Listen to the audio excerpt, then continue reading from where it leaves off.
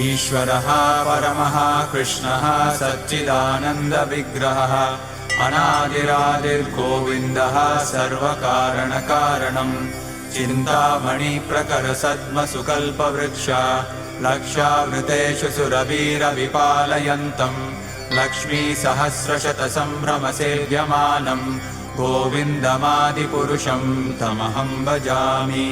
वेणुं क्वणन्तमरविन्ददलायताक्षं बर्हावतं समसिताम्बुदसुन्दराङ्गं कन्दर्पकोटिकमनीयविशेषशोभं गोविन्दमादिपुरुषं तमहं भजामि।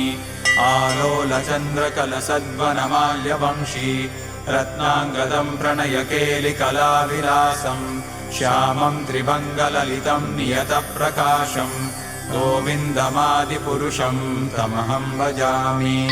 अङ्गानि यस्य सकलेन्द्रियवृत्तिमन्ति पश्यन्ति पान्ति कलयन्ति चिरं जगन्ति आनन्दचिन्मयसदुज्ज्वलविग्रहस्य गोविन्दमादिपुरुषं तमहं भजामि। अद्वैतमच्युतमनादिमनन्तरूपम् आद्यं पुराणपुरुषं नवयौवनं च वेदेषु दुर्लभमदुर्लभमात्मभक्तौ गोविन्दमादिपुरुषं तमहं भजामि।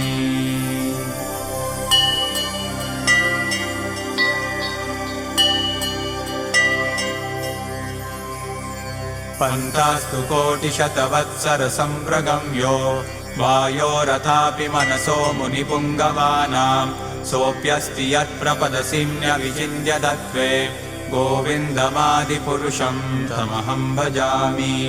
एकोऽप्यसौ रचयितुं जगदण्डकोटिं यच्छक्तिरस्ति जगदण्डचयायदन्तः अण्डान्तरस्थपरमाणुचयान्तरस्थं गोविन्दमादिपुरुषं तमहं भजामि।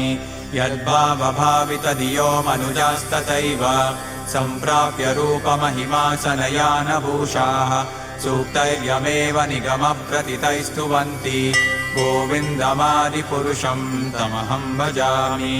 आनन्दचिन्मयरसप्रतिभाविताभिः ताभिर्य एव निजरूपतया कलाभिः गोलोक एव निवसत्यखिलात्मभूतो गोविन्दमादिपुरुषं तमहं भजामि।